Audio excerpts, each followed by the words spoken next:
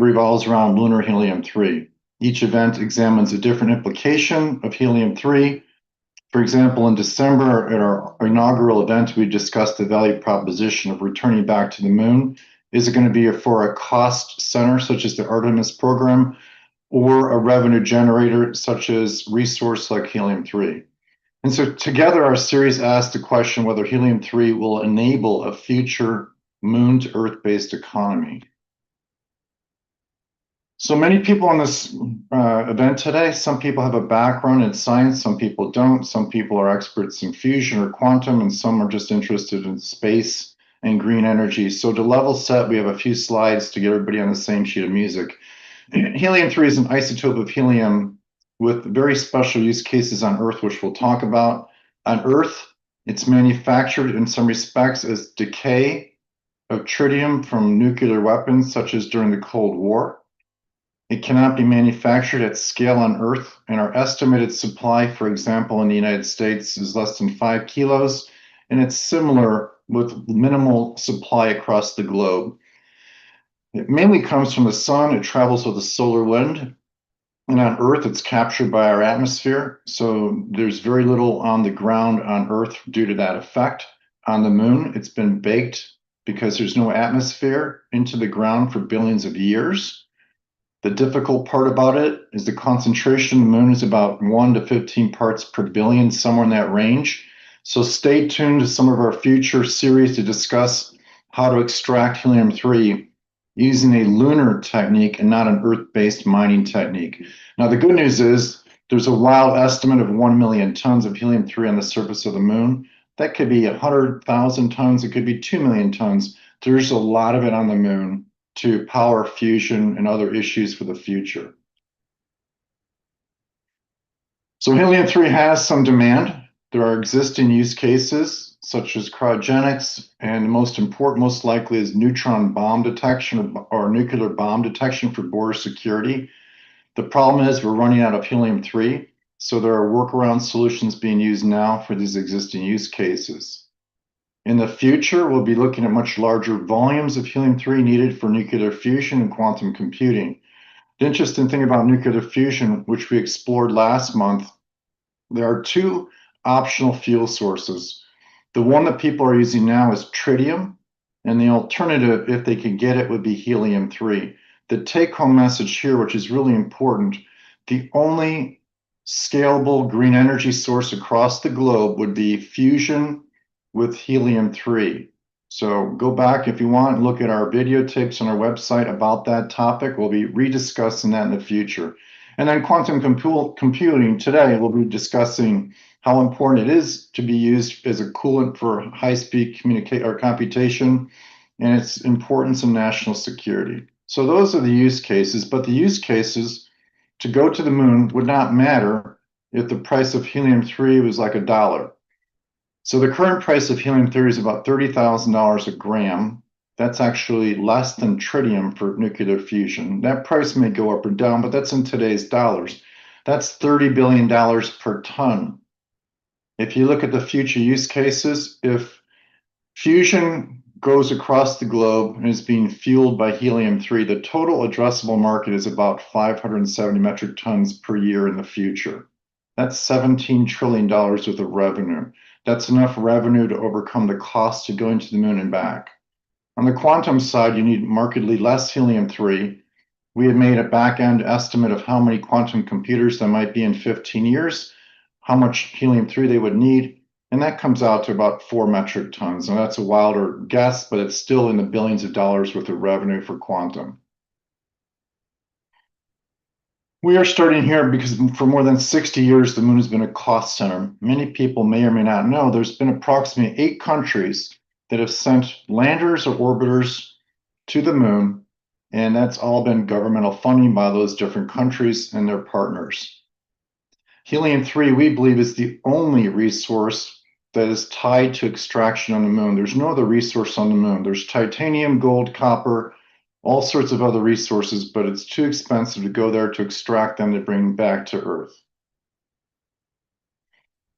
Our company is hosting these series, and our only focus is on helium-3. Our questions have spanned space, energy, the economics of this, And this series is our attempt to bring those questions more publicly as opposed to internally. So this series is entitled From the Moon to the Earth, the Trillion-Dollar Helium-3 Frontier. This month's topic again is quantum computing. The assumption for today is that us or other companies have brought back helium-3 to Earth, so we will not be discussing the extraction process or the legalities of that. That's for future discussions, so please attend those. So the focus today is going to be on helium-3 and what happens with and without it, and should we care when it comes to quantum computing. And with that, we're going to bring our panelists in. I'm going to stop sharing my screen.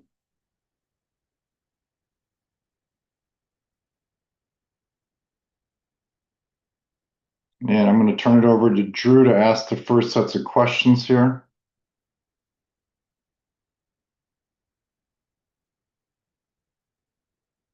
So give it a second to load, and then Drew, you're up. All right, I think I am good to go. All right, well, thanks everyone for joining us today. I apologize in advance for the lighting on my camera. I am in Hawaii at the moment. It's a little dark over here. I'm here in part to look at various lunar and lunar analog sites for mining. There's various places that people do testing terrestrially. Mojave Desert is one, and Hawaii has been a big one historically. So I'm here to kind of check out some of the different areas for some of the future stuff that we want to do at lunar helium-3 mining. But today we're here to talk about quantum computing. So first, I want to ask about, why do we even care about quantum computing before getting into the cooling aspect of it and helium-3? And so we all know that artificial intelligence dominates today's technology conversations. And so really the question is, has quantum computing become a buzzword of the past, or is it still a transformative platform that's strategically important where artificial intelligence maybe is not, in ways that can complement or maybe overcome? But where does quantum computing fit in this larger ecosystem? And this is really for either panelist that wants to jump in here. I'm happy to do that. Yeah, so I mean, quantum computing is a very challenging problem that is gaining in momentum after many years of work, and continues to be I think, important technological topic. The real applications for quantum computing at the moment, as you know, we see things are certainly in the security area. Something called Shor's algorithm, which is in a lot of ways a killer app for quantum computing, allows for public key cryptography to be broken. That obviously has broad implications for security in various ways. But I think probably the more longer term impact of quantum computing really is in the simulation of chemicals and material systems, finding new types of materials, pharmaceuticals that are important for treating diseases, and building infrastructure from material systems and chemicals, such as catalysts that at the moment, for instance, fertilizer is an example at the moment, that is very energy intensive, very expensive to produce, but could be done far cheaper and with far less energy if we had an appropriate catalyst. And quantum computers are believed to be machines that are well suited to finding these types of chemicals that are needed for so many different reactions. So for me personally, though, I think the applications of quantum computing is probably something that we haven't really understood yet. And I think, you can look back at the history of conventional computers and ask to what extent did humankind anticipate the uses of computers that we have today back in those early times. So quantum computing is, I don't know, somewhere around 1947 to 1957, somewhere between the first demonstrations of the transistor, but where it's early days in terms of building out integrated circuits. And I think back then it was difficult to anticipate the many use cases that we have today for conventional computers. And I think it'll be very similar with quantum.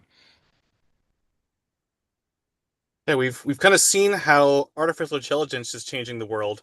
I've never seen a movie where quantum computers are, really prevalent in kind of what they're doing. So it's not in mainstream media. I don't think people are talking about it anymore.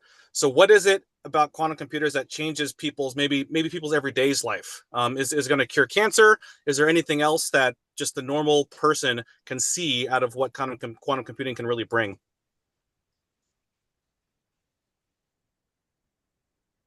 Yeah, I'm happy to keep going on that.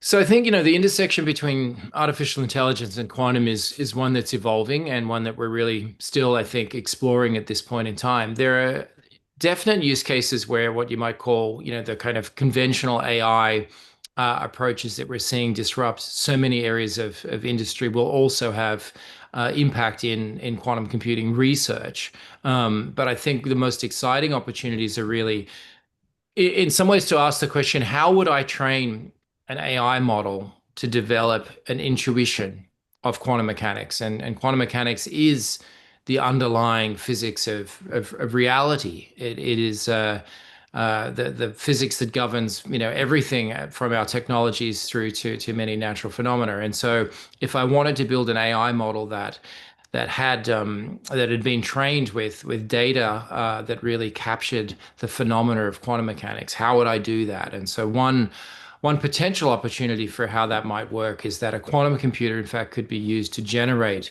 quantum data and large amounts of that's then used to train, a more kind of conventional AI model, but a model now that's been developed from that unique quantum phenomena and data that emerges from a quantum computer. Well, that's interesting. I know for artificial intelligence to work well, you have to have a lot of data. So that's something I hadn't even considered before, where quantum computing can create just tons and tons and tons of data that AI could use to train models. I like that. That's interesting. So in simple terms, what is a quantum computer? How does it work? How does it operate? How does it get us to places where conventional computers cannot? So, yeah, to maybe develop some intuition about a quantum computer, this is obviously a very challenging topic and a vast topic in its own right, but essentially a quantum computer derives its power from the interference of what you might call quantum mechanical wave effects. And this is already becoming, kind of mind-bending in some ways, but maybe if I say it in terms of, if you go back 100 years or a little over 100 years, it was Einstein that realized that light had this sort of dual personality. It behaved like a particle, like a photon, what we'd now call a photon. But of course, light also behaves as a wave and exhibits phenomena like diffraction and interference. And light is both particle and wave. It was in 1927 that de Broglie recognized that matter, atoms, electrons, neutrons, also have this sort of dual characteristic, that they behave like particles, of course, in a way that we're used to them. But matter also has a wave-like character, and this is the basis of a lot of modern technology.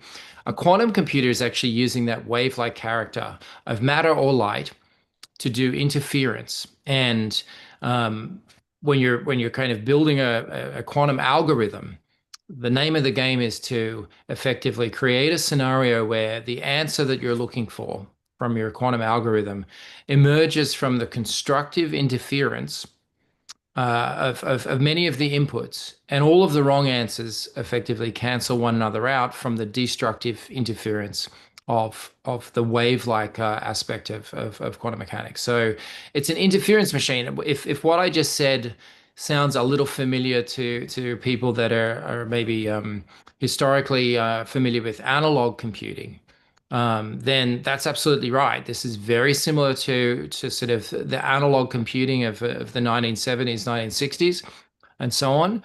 But instead of interference of electrical currents or voltages and the wave-like character of those systems, it's the interference of the wave-like aspect of quantum particles itself, to be able to do effectively analog computing with that quantum mechanical wavelength. So that's a lot of physics. There are a lot of counterintuitive aspects to quantum mechanics, quantum measurement, quantum entanglement, and so on. And these are also important resources and phenomena that are exploited in the construction of a quantum computer. Excellent. And then maybe Dr. Kumar, how big are quantum computers? Like, we have laptops on one end that everybody's using now for this meeting. On the other end, we have these very large data centers that are being built to support large language models and really, AI and where it's going. Where does quantum computers sit? Are people going to have one in their living room? Are they really just lab scale? Kind of give us a scale of how big these things are. Well, so you see, when normal or classical computer, when they are developed long back, so we look at the first classical computer which was made using the vacuum tubes, and at that time those classical computers were too big, and having just 100 byte of memory, they were occupying a big room, weighing around 20-30 tons. The turning point in the classical computing came when the transistor came into picture, a semiconductor came into picture. And after that, the classical computing or semiconductor industry never looked back. And you can see that the size of the transistor start reducing every year, twice. And now we are at the stage where the further shrinking the chip is getting difficult, because in the MOSFET, you can see when you talk about drain to source, that is the distance matters in the chip. And the gate which controls the flow of electron from the source to drain. And already we are somewhere at 3 nanometers, the separation between the source and the drain. And if you try to further go down, okay, then you can see that the quantum tunneling from the source to drain will start taking place. And at this stage, the role of the gate is no longer going to play anything. So it demands that we are at the stage where the further reduction in the size is going to be difficult in couple of years or maybe in the decades, and where we are now looking forward toward the quantum computing. So at the moment, size of these quantum computers are as big as the early days classical computers. So when you talk about tube-based classical computers having memory just 100 bytes, weighing around 220 tons, a similar kind of situations we are facing at the moment in the quantum computing. So although the size of the quantum chips are very small, but the surrounding, particularly the dilution refrigerator, which actually used to cool down the whole system to maintain the coherency of the quantum states, those equipments are very bulky. And because of these bulky equipment, these quantum computers are getting big. So at the moment, they are very big, definitely. But what I would like to also add that maybe we are still in the quantum computing, we are still in the era of vacuum tube of classical computer. And maybe in few decades, we may find a new breakthrough, the way we found a breakthrough in the classical computing with the invention of semiconductor technology. A similar kind of breakthrough may happen in the quantum computing also, where uh, the cooling particularly may not be required. And if the cooling is no longer required, then the size of the quantum computers will be going to be very small. As small means smaller than the laptop size as well. But it depends whether we are able to crack that code of the nature where the quantum interference and the quantum coherence may even sustain at room temperature. Yeah, that's interesting. People have been worried about Moore's law for a long time, but I think we are coming up to the edges of what Moore's law can give us for classical computers. So it sounds like, from a timing perspective, when we start hitting the edge of Moore's law, maybe quantum computers will start kind of coming up and being able to replace and overcome that. So from a consumer perspective, really, you can't tell a difference. Computers keep kind of scaling because of this kind of transition over from classical to quantum computing. Yeah, but I mentioned that I still feel that we are not still able to crack the rule of the law of the nature. For example, if you look at the bigger issue is to maintain the coherent state in the quantum computing. And if we can maintain this coherent state, so we are fine. For example, if you look at in the nature, there is a phenomena which is called the photosynthesis, and it is still we are not able to understand how this photosynthesis is taking place. And in the photosynthesis, uh, where this coherence phenomena is taking place at a room temperature. So if you look at the sunlight is falling on the leaf, and inside the leaf, the sunlight is interacting with the chlorophyll, and on the chlorophyll you can see is create excitons, and these excitons then they are hopping and reaching to the one energy center point, and you can imagine that in huge number of excitons are reaching to the one point, and it seems like they are creating some kind of conspiracy. So they are in the coherent state, and this coherence, how they are taking place in this photosynthesis process is still we as a scientist unable to understand. And the day if we manage to understand this very basic nature's phenomena, I think we will be able to create a quantum computer even at a room temperature. And that is going to be much smaller, 1,000 times smaller than what we are seeing in the world. For example, IBM or any other industries who are showing up their quantum computers. So we are still Yeah. So waiting for this transition from the vacuum to semiconductor, a similar transition in the quantum computing also. yeah, Dr. Riley, do you agree? Is there going to be a quantum Manhattan Project event where there's a singular event that kind of jumps us over the edge, or is it going to be more incremental? Yeah, so I probably have a contrasting point of view on a few of those topics.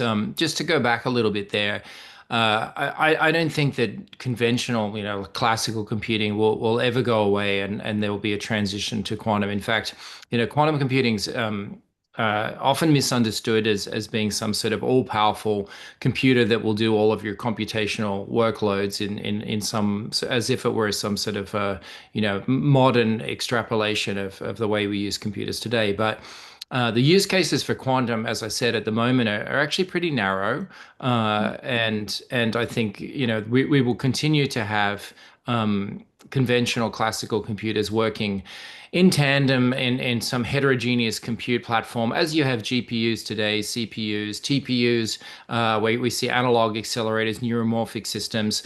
We're adding quantum, I think, to that mix, where certain workloads that are well suited to quantum problems, like materials and chemistry, as we were just talking about, will be part of that workload, will be handled by quantum. But quantum computers today and in the future actually will need high speed, powerful, high performance computing of the kind of classical kind for their operation, for their control, for error correction, and so on. And so, yeah, it's really a combined system.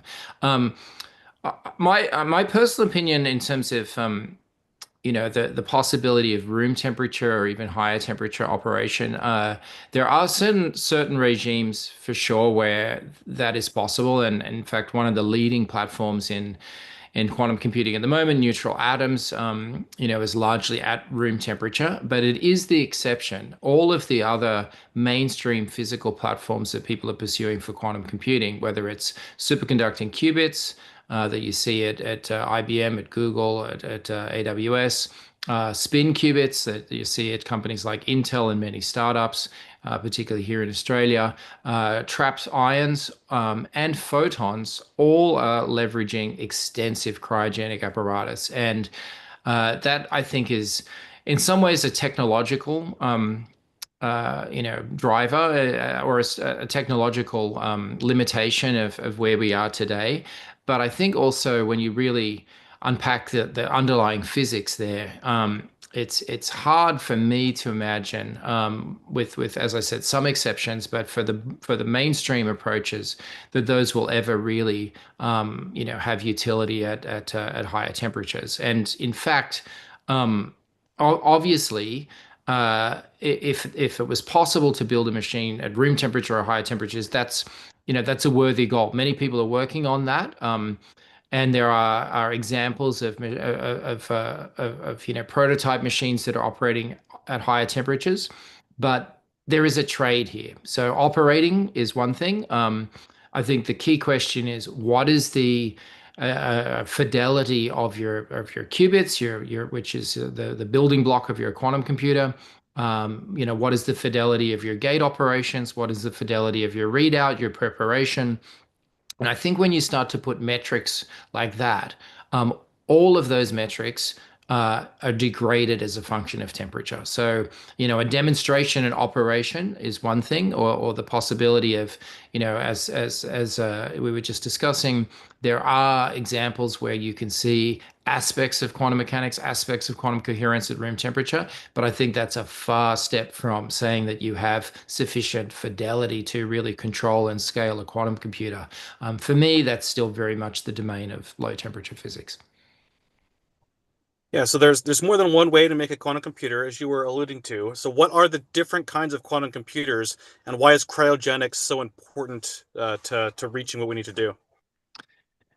Yeah, it's interesting that the field started a couple of decades ago, and started with these very different physical platforms.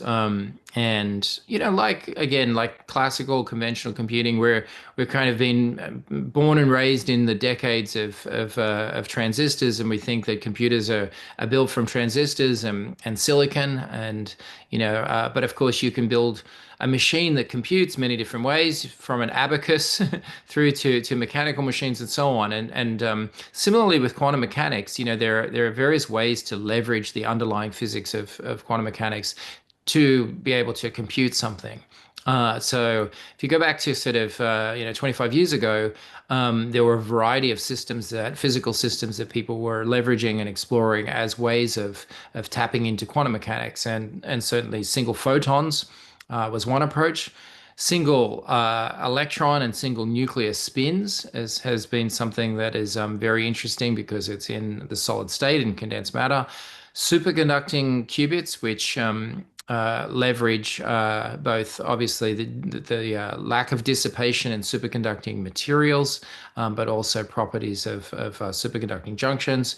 And then trapped atomic ions, which traditionally have been very much room temperature physical platform. But it's really interesting to me, having been in the field for 30 years, the convergence now of all of these platforms are all operating at least liquid helium temperatures. And at least two of them, at temperatures below liquid helium 4. And superconducting qubits, spin qubits in the present era, certainly leveraging helium-3 diluted with helium-4 to get down to temperatures of order 100 millikelvin or below. And I think trapped atomic ions, certainly chip traps, operating now at 4 Kelvin liquid helium temperatures, as are photonic systems. So the convergence is pretty interesting. It's maybe a good question to ask, is 4 Kelvin helium-4 a low enough temperature? What are the advantages to going lower, even for those systems that at the moment are still at those slightly elevated temperatures? I do want to transition over to Helium-3 and hand it over to Chris to continue on. But I have one more question, and maybe Dr. Kumar, if you could comment on this, because you talked about higher temperatures. So I know of late there's high temperature superconductors, which are liquid nitrogen type temperatures. And me being ignorant in quantum computers, is that telling us that maybe since we're doing superconducting qubits, we could potentially go up to higher temperatures, maybe helium, maybe nitrogen, things like that, or are we really limited to those very, very low temperatures? No, I mean, not only think about superconducting qubits, but there are other platforms. So, for example, we can also think about photonics quantum computing, which can actually work at a room temperature. So if in the future, if you can manage to create and maintain the entanglement and qubit, and if we can find a proper way to read out mechanism for the photonic qubits, then it is another very good source now to look at the room temperature quantum computers. So regarding the superconducting, uh, at the moment, we have to stick to the low temperature. I agree with David as well. So majority of the technology which are emerging at the moment, particularly in the superconducting qubits, we it's very challenging to move toward the high temperature superconducting materials. So we have to stick to the low temperature at the moment. But instead of sticking only to the superconducting materials, better to explore the other domains. As I mentioned earlier, also that uh, none of these platforms are still uh, proven to be the 100% only viable method to go for the quantum computing. So we are still exploring the all possible ways. So like superconducting is the one which is very easy to actually create the qubits. Scaling is very easy in the case of superconducting. But other platforms, for example, think about the ions trapped in the Paul trap, another possibility. Think about the electron spin also in the semiconductors. In fact, myself, we are working on the electron qubits, but not in the Paul trap, but in the panning trap. So we are exploring this possibility to create electron spin qubit, but we also working at a low temperature. So what I'm trying to say that instead of digging out only in one material, that is the superconductors, it is better that we should explore the other possibilities. Technically, to make a quantum computer, you need two quantum states. And if you can make these two quantum states in a superposition, this can act as a qubit. You can create a qubit. So this is not the only possibility. Superconductor is not only possibility. There are many other possibilities which exist.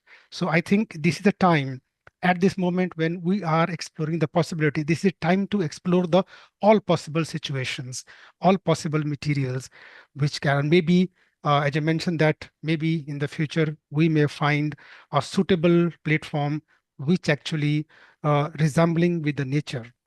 In the nature, superposition doesn't need to go for a low temperature. In the nature, Great. So superposition taking place at room temperature. Great. So what I'm hearing is in the near term and even into the far term for sure, we need to get to these very, very, very cold temperatures, and there might be a breakthrough in the future that allows us to get away from that. But in the interim and in the meantime, and maybe even into decades, we want to get to these very low temperatures. I All right, agree. Chris, I'm going to turn it over to you to chat through Helium-3 and the requirements there to reaching those low temperatures. Okay, cool. Thanks, Drew. And for Dr. Kumar Riley, maybe we could do a little rapid fire thing. We can go back and forth between the two of you. These are kind of quick little questions. Let's level set again. Dr. Riley, what temperature does the ideal quantum computer operate at, approximately? Yeah, it's a great question. Obviously, there are various trade-offs there, and abundance of helium-3 or lack thereof is obviously a key one there. Look, my personal perspective is that I think when you zoom out from the physics of a qubit to a system and include things like detecting single photons or being able to do the readout of quantum states with very high fidelity, then you will always want to be at the lowest possible temperatures from the point of view of the physics. And I'm actually pretty skeptical that you could build a machine at scale when you really evaluate the noise sources, which of course thermal noise, but many other effects that lead to a degradation in the performance of a scaled quantum computer. have a temperature dependence. So if you look at, I think, trapped charges on surfaces, thermal activation of noise sources of various kinds, and so on, background pressure of vacuum chambers. There's much more to it than the underlying energy levels of the qubit itself. It's also the performance, again, at scale of what these machines have to do in terms of the readout, in terms of the control. So, I think it is a crossover, and a kind of a sweet spot where the lower you go in temperature, the better your readout, the better your control, the better you can really control many of these noise sources. However, you're often, you're losing cooling power as you're going to lower temperature, irrespective of what that cooling technology is. And so as you're going lower and lower, then your ability to extract heat is diminished. Then, of course, there's the technological questions around how much helium-3 there is, how expensive these machines are. I was interested in your opening remarks, Chris, around sort of how many quantum computers are there in the world. And I think, that again, that's something that I think nobody has really good handle on predicting. But just to maybe consider what I had said in the opening discussion, that quantum computers won't replace conventional classical computers. At the same time, these quantum algorithms that we're so excited about, they're kind of probabilistic or stochastic. You need to run that algorithm many times. So a single quantum computer that has to run for 6 months and then run again for another 6 months and run again for another 6 months is not so useful. And I think the model that people have in mind at the moment are, very large data centers with farms of quantum computers, mapping out the parameter space of a particular problem. So yeah, I think that you end up with a very large number of quantum computing systems, a very large number of dilution refrigerators, and an enormous amount of helium-3 and helium-4 to really get at those very challenging problems at scale. So what's the ideal temperature? As low as you can go, where you still have an economic model and driver and business case for being able to build these machines at the lowest possible temperatures, and with consideration to the diminishing cooling power as you go to lower temperatures. So would 0.01 Kelvin be a theoretical low temperature goal to shoot for? There's at the moment, I think, a lot of effort and excitement in operation around 1 Kelvin. And 1 Kelvin is a temperature achievable with helium-4 under pumping conditions, lowering that vapor pressure. Again, though, I think it's early days in those approaches. I would be cautious to distinguish the basic demonstration operation. It works. Look, there's a qubit, from how does the fidelity of that qubit and the control and the readout scale with temperature? What did you give up by going to that slightly elevated temperature? So there's approaches at the moment where the qubit may be at 1 Kelvin or even 2 Kelvin or so on, but the readout and amplifiers and the control system are in fact still at 100 millikelvin. And I think we're going to see those types of temperature gradients and sort of hybrid cooling approaches as well, where there are physical parameters that you really want at the lowest possible temperatures. There may be other parts of the system that are dissipating more power, and you can live with those being at slightly elevated temperatures. And I think we merge to a cryogenic solution that has independent cooling pathways, both dilution systems as well as more conventional pumped helium-4 working together. Dr. Kumar, is there any solution besides helium-3, helium-4 that can get us down to those kind of temperatures? We've talked about a lot of different things going. Some of these questions may be repetitive, but those, when we look into this from a layman's point of view, appears to be the most practical, maybe the only way to get down to these temperatures. Is that a true statement, do you think? Yeah, I mean, so if you want to cool down, so this one way is to physically cool down the system using the helium or helium-3, helium-4. But in some system, for example, in the ion trap qubits, uh, we don't need their helium-3, and there the cooling can be done with a laser also. So we can do a laser cooling, and we can go to as below as microkelvin temperature. So if you ask, I mean, there are different way to cool down the system, but if there is a heat load is very high, then definitely you have to stick to the uh, cooling, physical cooling through helium-3 or helium-4. Here's a tricky question, Dr. Riley. Are companies building quantum computing systems under the assumption they will have helium-3 as a coolant source? Yeah, I think so. And it's a little bit like I think what we're seeing at the moment in AI. There's a race on, and what you're seeing, I think, in the construction of data centers for training, language models at the moment, a brute force, white knuckle approach. I think if you look at what the scale of data center that XAI has recently completed and so on, these are just astonishingly large systems requiring enormous amounts of energy, cooling water, and so on.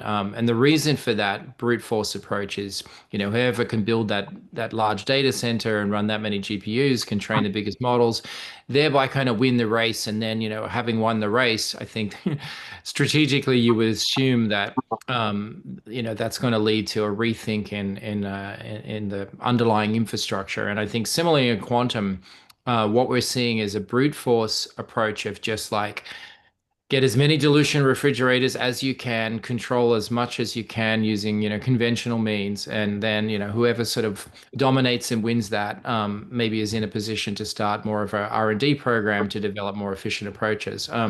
There are, of course, alternative directions in many companies, like Emergence Quantum, that are really trying to look at more scalable approaches from the beginning, and believe that this sort of brute force approach will be pretty challenging, even to get to systems of moderate scale. But I think you're seeing both at the moment, and yeah, in that brute force approach, yeah, I think the assumption is there is or will be a abundance of helium-3 needed to power those very large farms of dilution refrigerators.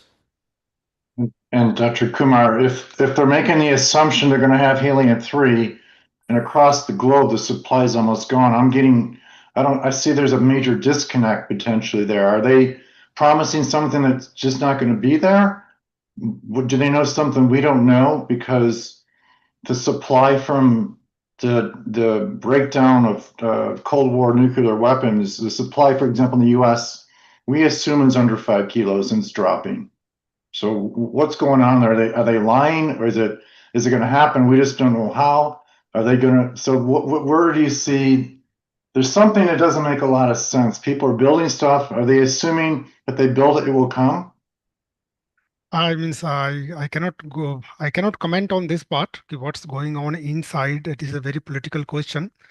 But uh, on a technology point of view, I can definitely say that yes, if we are not getting enough helium-3, then this is going to create a problem in the further scaling a quantum computing system across the world. So majority of the quantum computing at the moment relying on the superconducting qubits where this cooling is required definitely.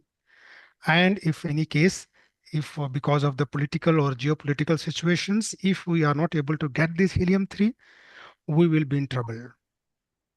Okay, and that's a good summary. Thank you. Let's now look into numbers. So jump with Dr. Riley, but if you guys want to go back and forth, let's talk about volume and numbers. So what I've been reading about this is the average quantum computer, we're now using helium-3, may need 8 to 40 liters of liquid helium-3. Does that seem like a realistic amount in the lifetime of a quantum computer? Somewhere in Yeah, that I range. think so. I would say 30 liters at at 1 atmosphere is a pretty typical number for, a standard dilution fridge. Okay, let's move. 2030. And then, as long as you got that question, from my understanding, there won't be really any loss. It's not like it's used up, but there could be leakage. So if the quantum computer uses 30 liters in its lifetime, there may be a tiny bit that is lost due to some sort of leakage, but it's not obviously consuming it. Yeah, correct. However, it's funny. I think amongst physicists who have long had careers involving helium-3, some bragging rights is that you've never lost, a milliliter, a gram. And there are, of course, though many horror stories of leaks. There's not a great deal really that stands between that helium-3 and the outside atmosphere. And yeah, most labs that have been operating for a sufficient amount of time with enough grad students, for instance, have some sort of experience with the loss of helium-3, unfortunately. Okay, so if Dr. Kumar, would you agree roughly 30 liters per quantum computer, give or take? It's not like a million and it's not like zero. That's It's again depends upon how many qubits you are actually looking for. So if you look at the small dilution refrigerator or medium regular dilution refrigerator or large scale or larger dilution refrigerator, so it varies. So David, what he said is very good in numbers. So general dilution refrigerator requires around 25 to 30 liters helium-3. And the volume which provides this kind of a dilution refrigerators. So in this volume, then it depends how many qubits you can fit. So for example, at the moment, people are claiming to go for 10,000 qubits or 20,000 qubits, but these are logical qubits. And if you want to actually create millions of qubits, then it may be you need to either make a bigger size of dilution refrigerator, which then further going to extract more heat out of the from the heat load, and then this 30 liter will not work. Then you may then this dilution refrigerator will need now more amount of helium-3. So let us say if one dilution refrigerator able to or capable to hold, let us say, 1 million qubits, or if you want to create, let us say, 100 million qubit, then you need equal amount of dilution refrigerator. So one lab will not going to stick with only one dilution refrigerator. So either the company like Blue Force, they have to come out with the bigger volume, or one has to purchase multiple dilution refrigerators, and each, let us say, carrying 30 liters, and one lab having, let us say, 5, 10 such dilution refrigerator, then these numbers are going to increase exponentially, I can say, in the coming decades. so those are all great answers, and I think we have a range, but I think the range we can kind of quantify is somewhere for normal purposes, somewhere between maybe 10 and 40 liters. Let's just say that's maybe the range. We have about 4 minutes to go, but let's break it down into let's change scales. If I've done the math correctly, I think you need about 59 grams of helium-3 per liter. Does that sound about right? So we're trying to figure out if you had 10 to 40 liters of liquid helium-3 for a quantum computer. If the math is right, it's somewhere between a half kilo and 2.5 kilos of helium-3 for that quantum computer. Does that seem about right to you guys? What was your last conversion there? I didn't follow the last bit you said. I think it's about 59 grams per liter, and if you're yeah, looking that at makes sense. 10 to 40 liters per quantum computer. Yeah, Yeah. that's correct. Yeah. Yeah. So you need, I'm trying to get a handle on, because we usually talk about helium-3 in grams or kilos. Yeah. So it's probably safe to say looking at maybe a half to 2.5 kilos of helium-3. Reasonable. Yeah. So it brings it back into an interesting discussion because, again, across the globe, that supply is down. In the US, we estimate it's potentially somewhere in the neighborhood of 5 kilos. And if these numbers are correct, there's not much helium-3 left to cool down these computers as we sort of look to wrap up here.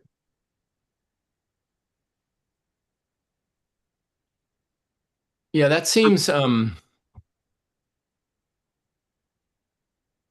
I have to do the numbers there.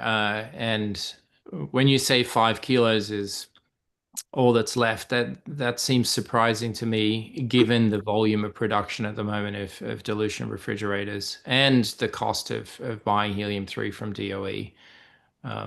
If that were 5 kilos, yeah. So you're kind of saying that there's 10 dilution fridges left.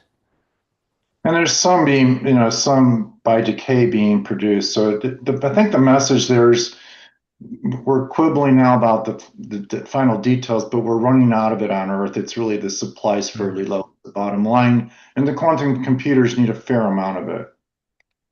Yeah, I mean, I think across the various dilution refrigerator companies, not including other applications, but just on the fridges, the kind of numbers of fridges that have been sold per year now is I think somewhere between 50 and 100 fridges. So yeah, and that's probably excluding some fairly large other other orders. Yeah, so somehow that number doesn't marry up with that limited supply. Yeah, I wonder what we're missing. Well, as we wrap up here, I'll bring one question back and then we'll open it up to the audience or if you guys have any other points. But I guess the ultimate question is why we had this discussion today is if we brought back helium-3 from the surface of the moon, would quantum computers use it? I'll leave that up to both of you guys to answer. Would you want it if we can bring it back? And it's not just us, there's other entities looking at going to the surface to extract helium-3. Someone's going to bring it back. Do you want it?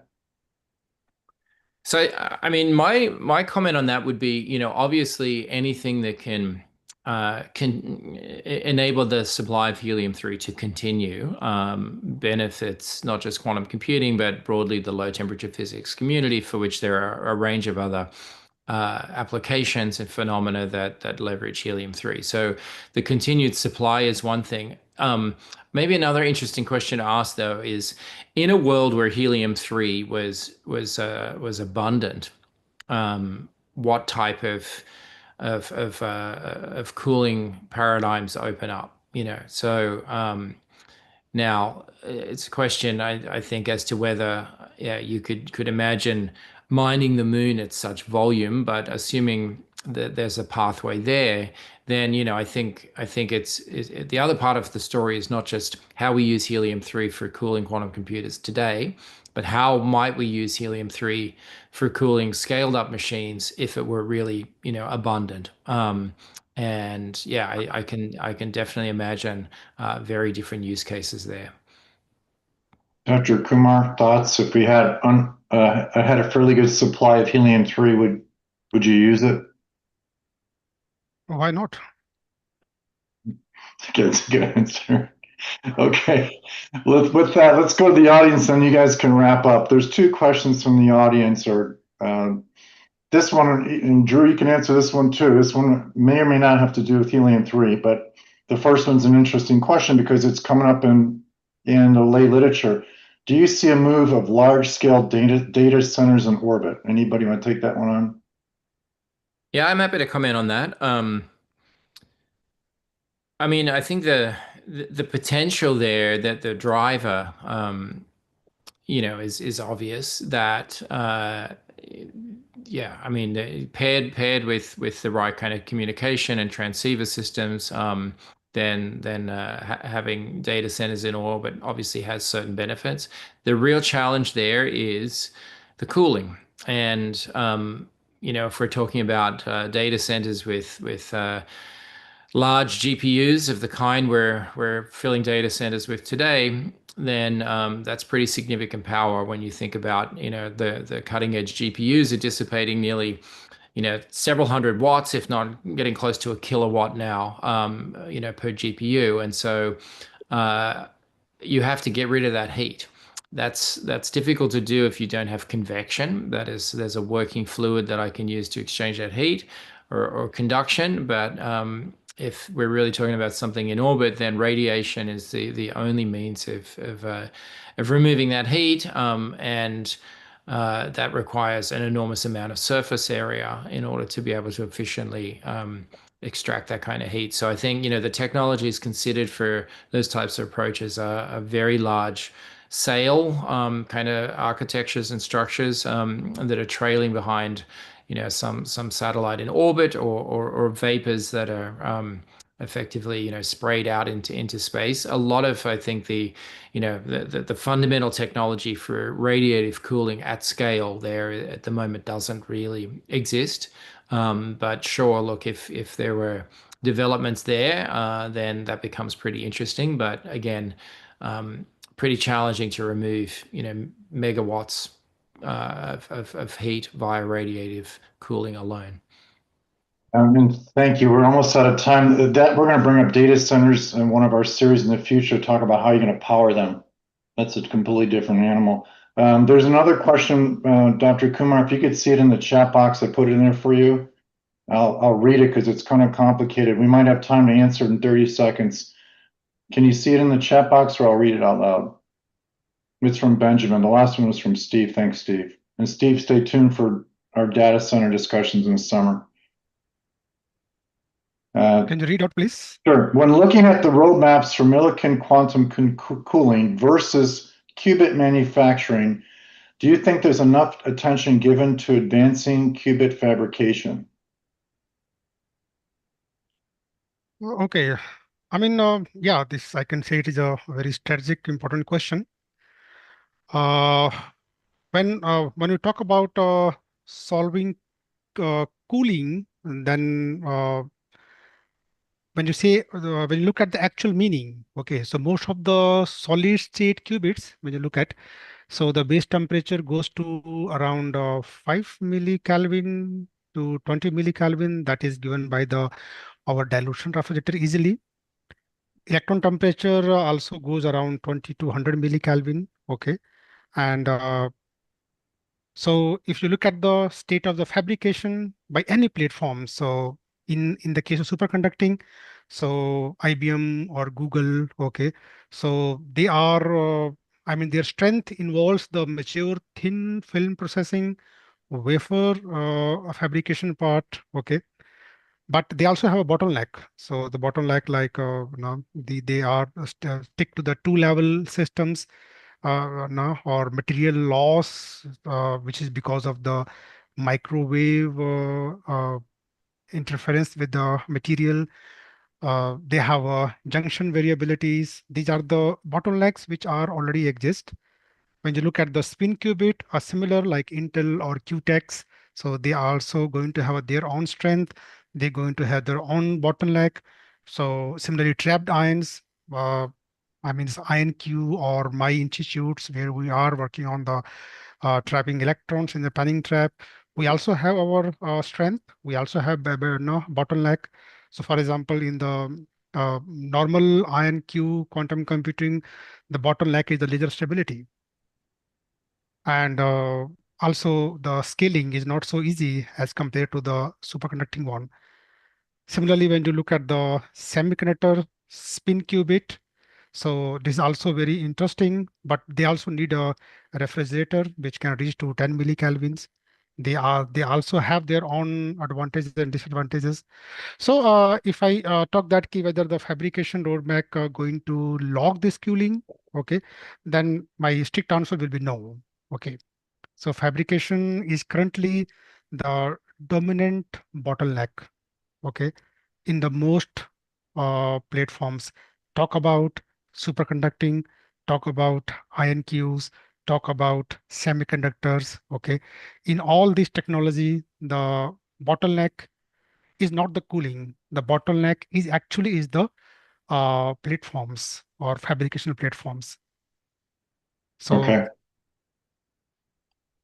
And that's a great end to the series. Let me put up 1 or 2 slides. I want to thank you guys for helping us with this discussion today. It's been phenomenally interesting as we look at why go back to the moon anyways at all. We believe the main reason to go back is to extract helium-3 for multiple use cases. I want to point out over the next couple months or year, we plan on discussing different topics. The next one coming up is going to be really pretty cool. Who owns the moon? The legal reality of mining the moon. If, for example, one company goes there and another company from another country goes and sets a lander down in the exact same spot, what's the legal implications? If I go there and we extract helium-3, do we own the helium-3? So there's a bunch of legal questions we're going to be discussing next month. After that, we'll be looking at the economics in April of extracting helium-3. In May, it's going to be a fun one. The topic is space race to the moon. First off, the space race was completed in 1969, but space race rebooted. Are we going back there to plant a flag? Are we going there for a resource? China has said they're going to the moon to extract helium-3. India has said that. The US is going to the South Pole to look for research in water. So the May one will be very interesting. Why are we going back again? Is there a space race for a flag, or is it a space race for a resource? And with that, I'd like to thank everybody again for participating. And we did have, this will be out on the internet, I think on YouTube and on LinkedIn in the next couple of days. So again, thank you for your time today and your participation.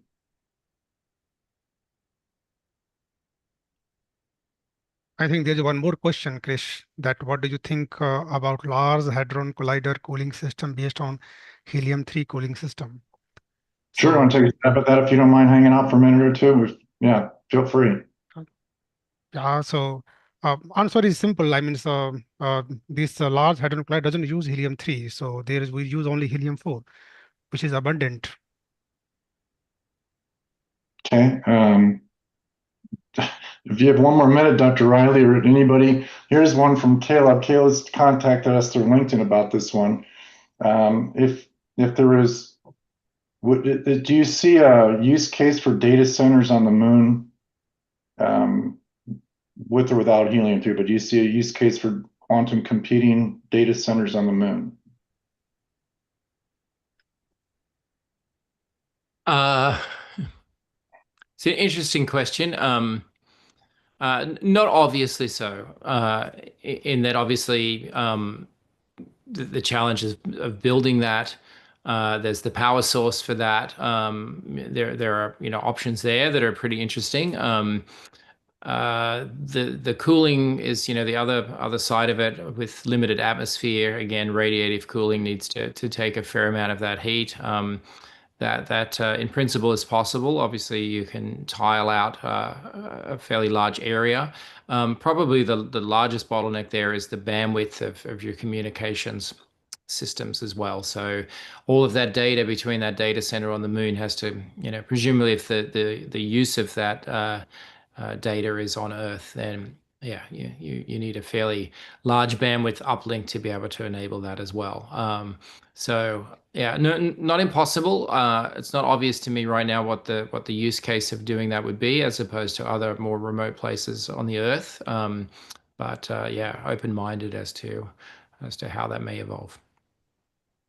And with that, I think we're going to conclude. So again, thank you, everybody, and we'll see you in May to talk about the legal aspects of mining helium-3. Thank you. Thank you. Thanks. Yep, thank you.